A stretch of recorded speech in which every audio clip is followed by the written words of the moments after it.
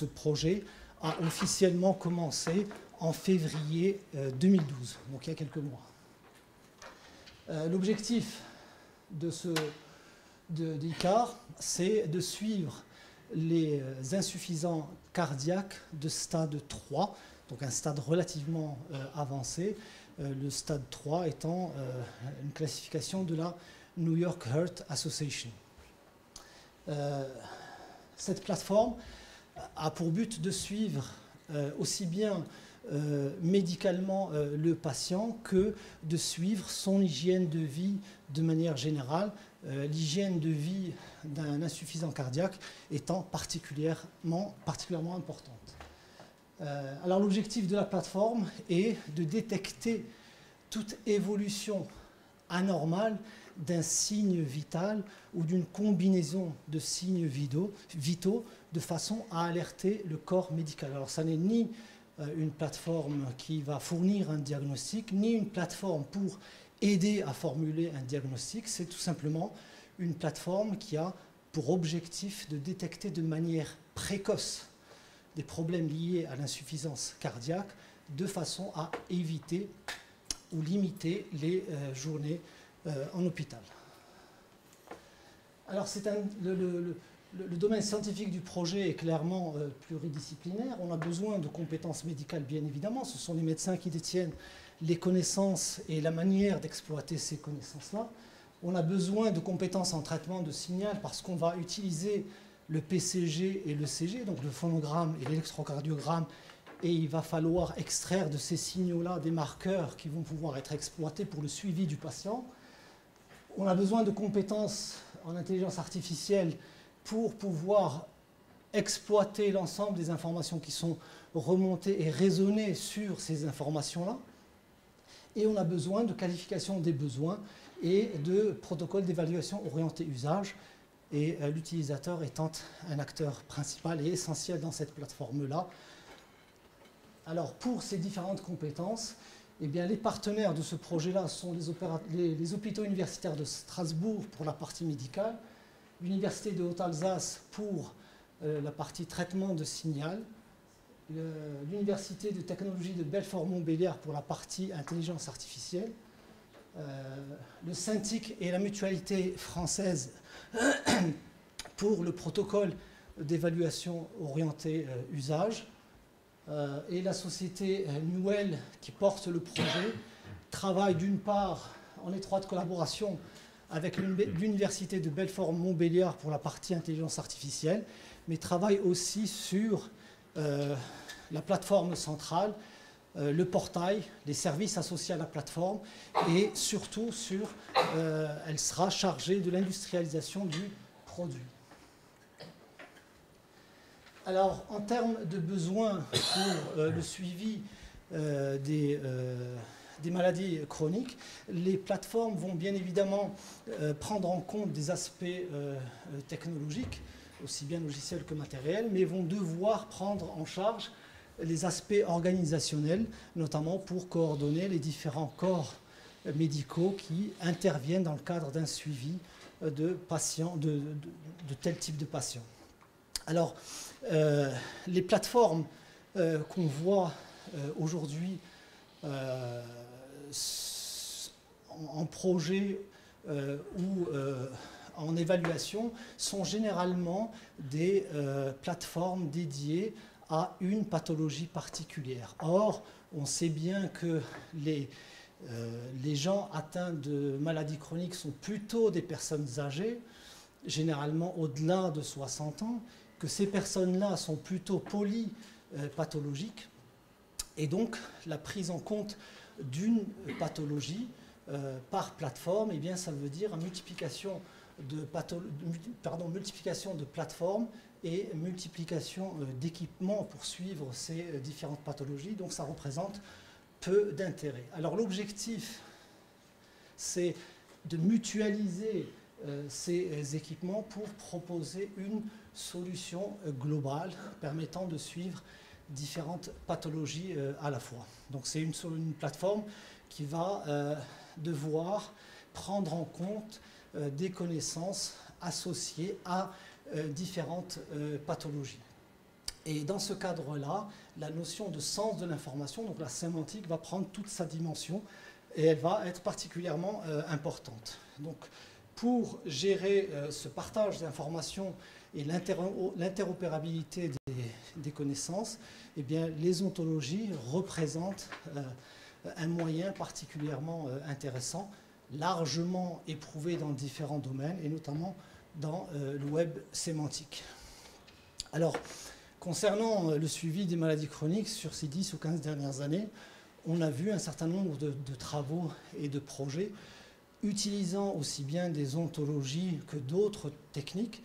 J'en cite ici 3 qui utilisent les ontologies, mais de manière générale, l'objectif d'ICAR, c'est d'exploiter pleinement tout l'apport des ontologies, notamment cette notion d'interopérabilité, la notion de généricité qui est particulièrement importante dans le cadre de notre projet, et d'associer à cette ontologie un vrai moteur de raisonnement qui prend toute sa part dans le cadre du projet. Alors rapidement, l'ontologie, une définition particulièrement intéressante qui a été donnée par Studer en 1998. Une ontologie est une spécification formelle et explicite d'une conceptualisation partagée. Donc une spécification formelle comprise par un ordinateur qui peut être exploité par un ordinateur. Explicite, elle va définir des concepts, des relations entre ces concepts. Donc elle va permettre de définir les connaissances et les liens entre ces connaissances et les rendre accessibles à tout un chacun.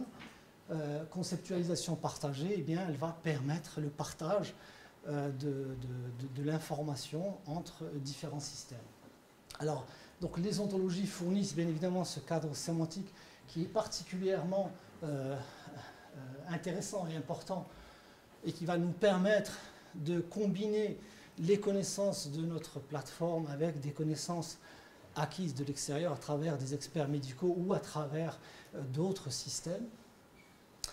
Et pour finir sur ces ontologies, l'ontologie va nous permettre non seulement de représenter les connaissances, mais elle va aussi nous permettre de raisonner sur ces connaissances-là, bien évidemment, à condition de lui ajouter une sémantique opérationnelle, donc à condition de lui associer les moyens permettant de nous montrer comment raisonner sur ces connaissances-là. Alors, la plateforme ICAR, comme je l'ai dit précédemment, a comme objectif la détection précoce de l'insuffisance cardiaque, et cette détection passe par deux points particulièrement importants. Donc, le premier point, ce sont les signes vitaux et l'évolution de ces signes vitaux. Et le deuxième point, tout aussi important, eh bien, c'est l'hygiène de vie de l'insuffisant cardiaque. Alors, l'architecture matérielle tout à fait classique et rien de particulier. On a d'un côté le serveur central qui, lui, va récupérer les informations relatives à l'évolution du patient, qui va les stocker, les historiser, permettre leur accès en consultation, qui va raisonner sur ces informations-là pour éventuellement détecter des alarmes quand il y a une évolution anormale de l'un ou l'autre des signaux vitaux. Et de l'autre côté, chez le patient, on va trouver un certain nombre de capteurs qui vont être installés, le moins intrusif possible évidemment, des capteurs communicants en Bluetooth qui vont remonter les informations vers une gateway de type tablette de type PC qui sera chargée de remonter les informations vers le serveur central. Cette gateway sera aussi utilisée pour échanger avec le patient sur son hygiène de vie de manière générale. Alors, point important, au niveau des capteurs, on sait bien que l'acceptation d'un tel système n'est pas évident. Donc la plateforme est construite de façon à prendre en charge autant de capteurs que le patient veut bien utiliser. Sachant qu'on a typiquement la balance, donc le poids, qui est un élément particulièrement important.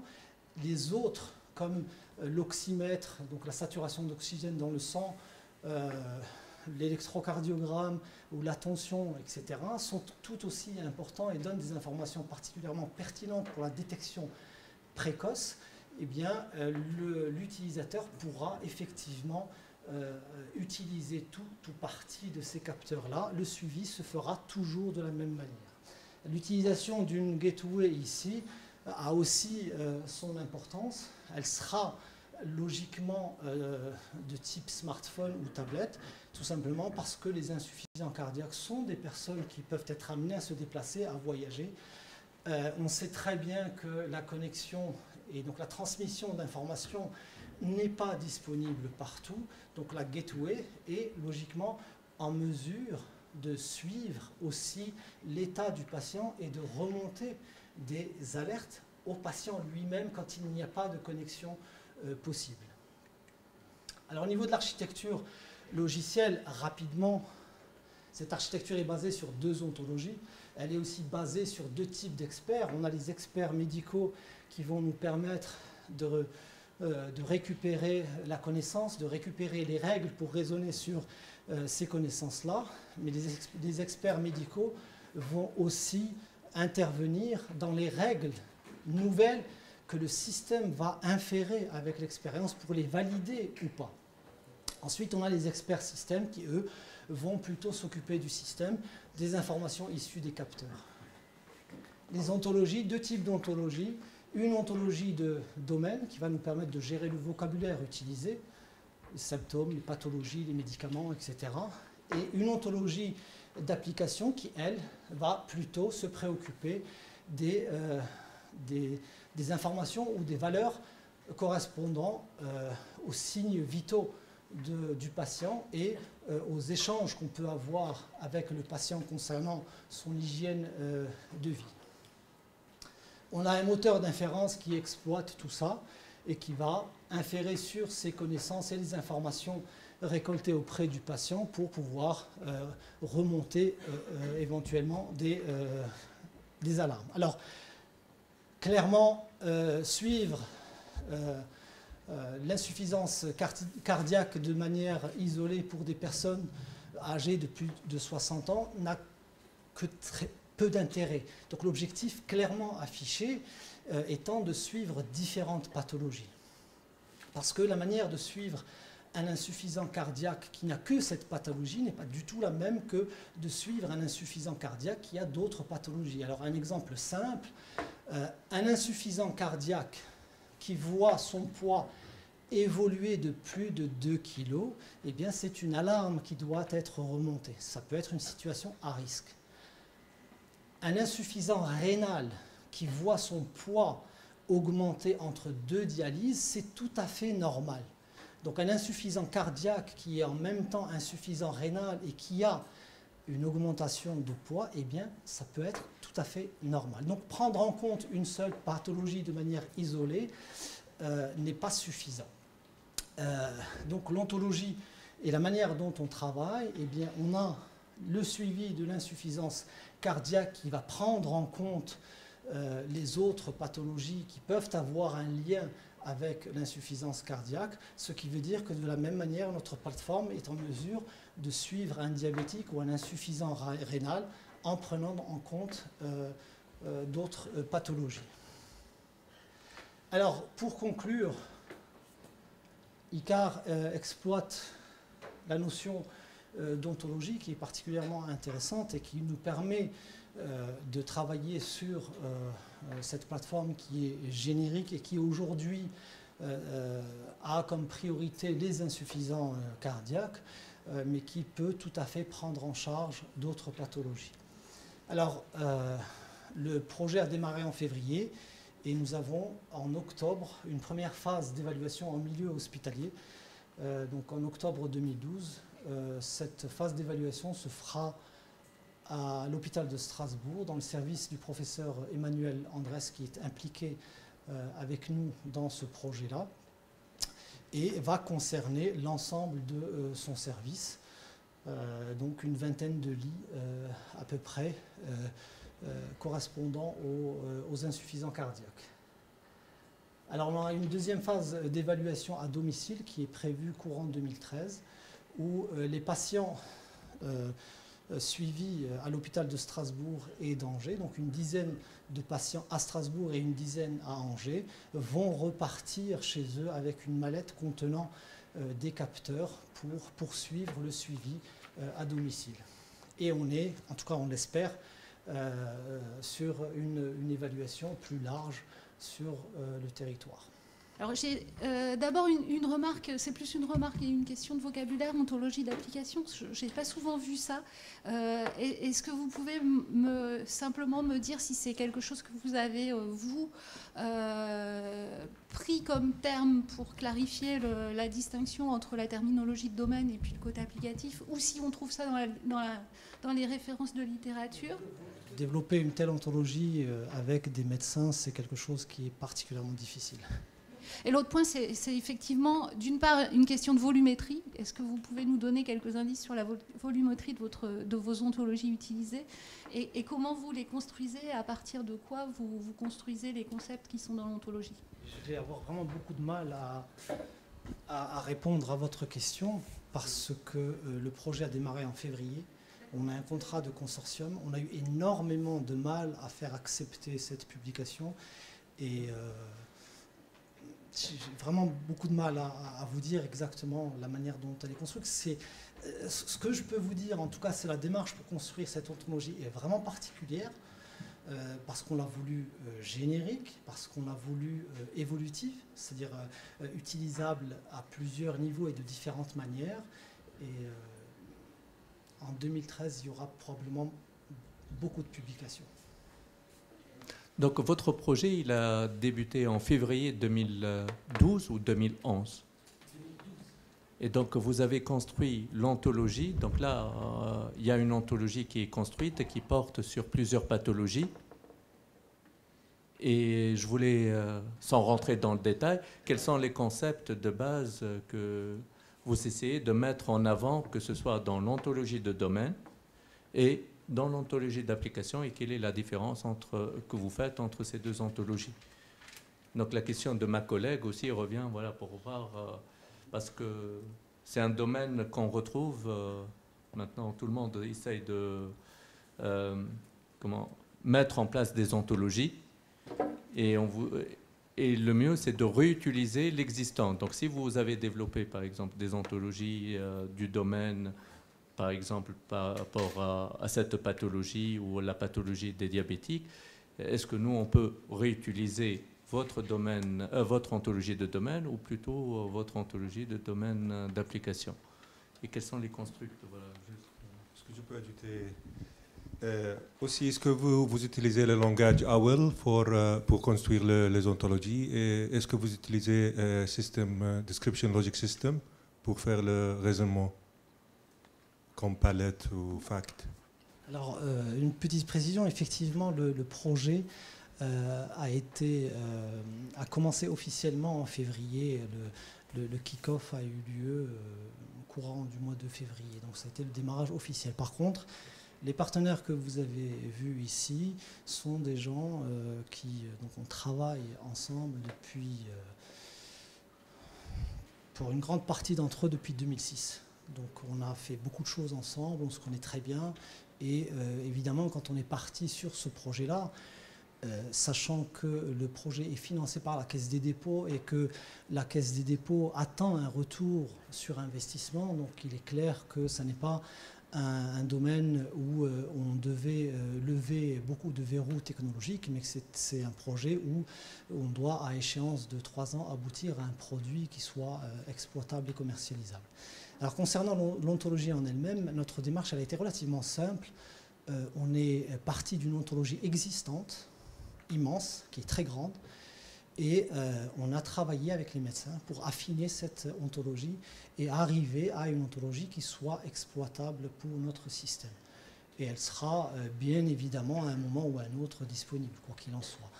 Concernant les langages utilisés, ce sont les langages classiques pour travailler les ontologies, donc il n'y a rien de particulier.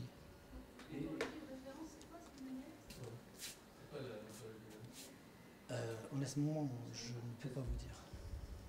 C'est quelque chose de propriétaire ou... Non, Non, absolument pas. C'est vraiment une ontologie qui est disponible et qui est libre. Donc on est parti de cette ontologie. C'est pour ça que l'ontologie qu'on produit aujourd'hui sera elle aussi à un moment ou à un autre disponible.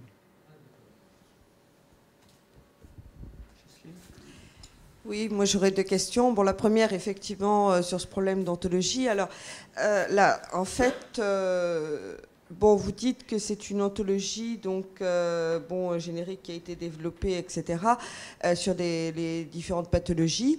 Bon, il existe effectivement une classification internationale qui est le MESH, hein, donc, bon, qui en plus est traduite maintenant en français. Donc pourquoi ne pas partir en fait d'une ontologie standard internationale, donc agréée par tout le monde et donc bien sûr enfin, par tous les médecins et professionnels de santé, qui ensuite a instancié effectivement au niveau applicatif particulier un certain nombre de choses, mais pourquoi réinventer, je dirais, au niveau générique, effectivement, quelque chose d'autre que le MESH qui est agréé par la communauté internationale?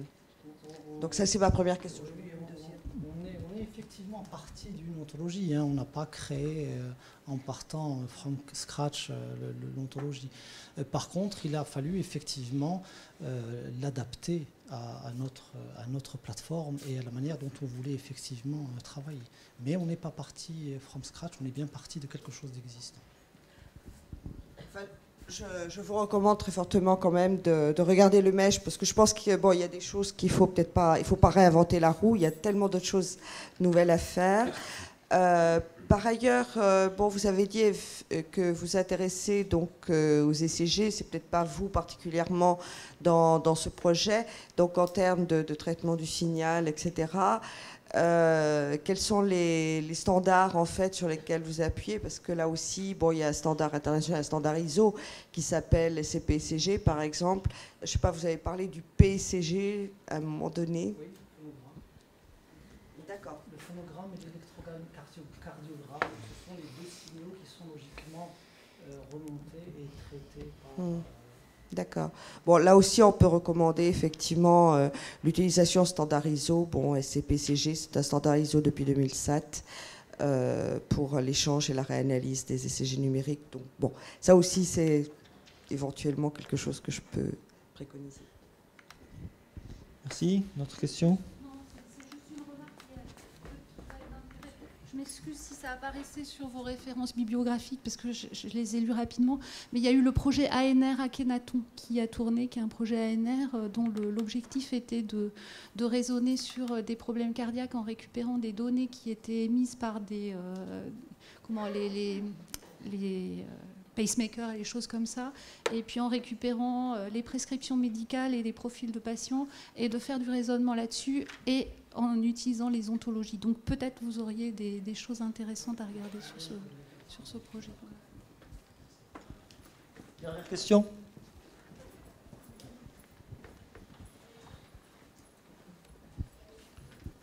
Merci. Moi, j'aurais aimé vous entendre sur un tout autre aspect, c'est-à-dire vous avez parlé de la difficulté à travailler avec les médecins, soit.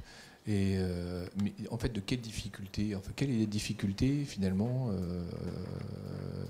en quoi, comment est-ce que vous pouvez donner finalement la nature de votre relation avec le médecin, ce qui a pu freiner effectivement des fois l'accélération ou la mise en œuvre du projet? C'est sur ça que je voudrais vous entendre.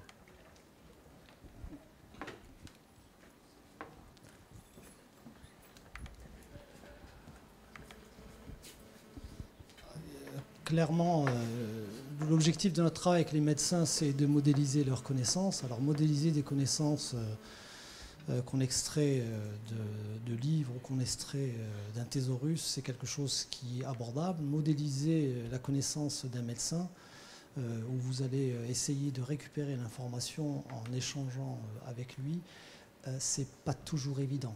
C'est-à-dire qu'on essaye de suivre une pathologie avec les différents problèmes qui peuvent être amenés à être traités, et pour avoir en une réunion ces connaissances-là, c'est pas évident. Donc il y a eu beaucoup d'allers-retours, il y a eu beaucoup de réunions pour arriver à récupérer ces connaissances-là qui nous permettent aujourd'hui d'avoir quelque chose de cohérent.